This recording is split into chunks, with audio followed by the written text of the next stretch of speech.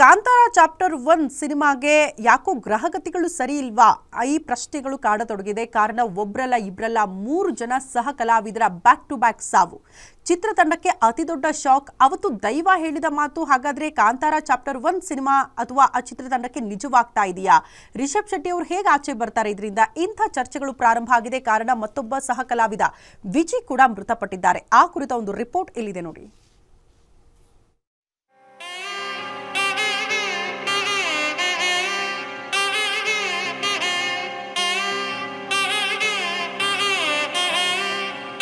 ಕಥೆ, ಚಿತ್ರಕಥೆ, ನಿರ್ದೇಶನ ಹಾಗೂ ಸಂಭಾಷಣೆ ಮೂಲಕವೇ ಭಾರತೀಯ ಚಿತ್ರರಂಗದಲ್ಲಿ ಕನ್ನಡದ ಸಿನಿಮಾದ ತಾಕತ್ತು ಏನು ಎಂಬುದನ್ನು ನಿರೂಪಿಸಿ ಹೊಸ ದಾಖಲೆ ನಿರ್ಮಿಸಿದ್ದ ಕಾಂತಾರ ಚಿತ್ರ ಯಾರಿಗೆ ತಾನೇ ಗೊತ್ತಿಲ್ಲ. ಕರಾವಳಿಯ ದೈವಾರಾಧನೆಯನ್ನೇ ಆಧಾರವಾಗಿಟ್ಟುಕೊಂಡು ನಿರ್ಮಾಣವಾದ ಈ ಸಿನಿಮಾ ಬಾಚಿದ ಹಣಕ್ಕೆ ಲೆಕ್ಕವಿಲ್ಲ.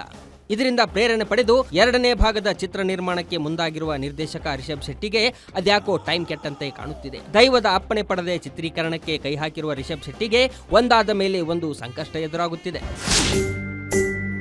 ಕರುಮದ ಕಲ್ಲನು ಎಡವಿದ ಮನುಜನ ಬೆರಳಿನ ಗಾಯವು ಮಾಯವು. ಚಿತ್ರೀಕರಣ ಆರಂಭಗೊಂಡ ನಂತರ ಇಬ್ಬರು ಕಲಾವಿದರು ಮೃತಪಟ್ಟಿದ್ದು, ಘಟನೆಯನ್ನು ಮರೆಯುವ ಮುನ್ನವೇ ಇದೀಗ ಶಿವಮೊಗ್ಗದಲ್ಲಿ ಕೇರಳ ಮೂಲದ ಸಹ ಕಲಾವಿದನೊಬ್ಬ ನಿಧನ ಹೊಂದಿದ್ದಾನೆ. ತೀರ್ಥಹಳ್ಳಿ ತಾಲೂಕಿನ ಆಗುಂಬೆ ಸುತ್ತಮುತ್ತಲಿನ ಪ್ರದೇಶದಲ್ಲಿ ನಡೆಯುತ್ತಿದ್ದ ಶೂಟಿಂಗ್ನಲ್ಲಿ ಪಾಲ್ಗೊಂಡಿದ್ದ ಕೇರಳದ ತ್ರಿಶೂರ್ ಮೂಲದ ವಿಜು ವಿಕೆ ಎಂಬ ಮಿಮಿಕ್ರಿ ಕಲಾವಿದ ಹೃದಯಾಘಾತದಿಂದ ಸಾವನ್ನಪ್ಪಿದ್ದಾನೆ. ಕಳೆದೊಂದು ವಾರದಿಂದ ನಡೆಯುತ್ತಿರುವ ಚಿತ್ರೀಕರಣದಲ್ಲಿ ಸಾಕಷ್ಟು ಸಂಖ್ಯೆಯಲ್ಲಿ ಆಗಮಿಸಿರುವ ಕಲಾವಿದರಿಗೆ ಆಗುಂಬೆ ಸುತ್ತಮುತ್ತಲಿನ ಹೋಮ್ ಸ್ಟೇ, ರೆಸಾರ್ಟ್ಗಳಲ್ಲಿ ವಸತಿ ವ್ಯವಸ್ಥೆ ಕಲ್ಪಿಸಲಾಗಿತ್ತು. ತಮ್ಮ ಪಾತ್ರದ ನಿರ್ವಹಣೆಗಾಗಿ ಆಗಮಿಸಿದ್ದ ಕೇರಳದ ವಿಜು ಸಹ ಇಲ್ಲೇ ವಾಸ್ತವ್ಯ ಹೂಡಿದ್ದರು. ನಿನ್ನೆ ರಾತ್ರಿ ಇದ್ದಕ್ಕಿದ್ದಂತೆ ಎದೆನೋವಿನ ಕಾರಣಕ್ಕೆ ಅಸ್ವಸ್ಥಗೊಂಡ ಇವರನ್ನ ತಕ್ಷಣವೇ ವಾಹನದಲ್ಲಿ ತೀರ್ಥಹಳ್ಳಿ ಜೆಸಿ ಸರ್ಕಾರಿ ಆಸ್ಪತ್ರೆಗೆ ಕರೆತರಲಾಗಿದೆ. ಆದರೆ ಪರೀಕ್ಷಿಸಿದ ವೈದ್ಯರು ಮಾರ್ಗ ಮಧ್ಯೆಯಲ್ಲೇ ವಿಜು ಮೃತಪಟ್ಟಿರುವುದಾಗಿ ಖಚಿತಪಡಿಸಿದ್ರು. ಇದು ಇಡೀ ಚಿತ್ರತಂಡಕ್ಕೆ ತೀವ್ರ ಆಘಾತವನ್ನುಂಟು ಮಾಡಿದೆ.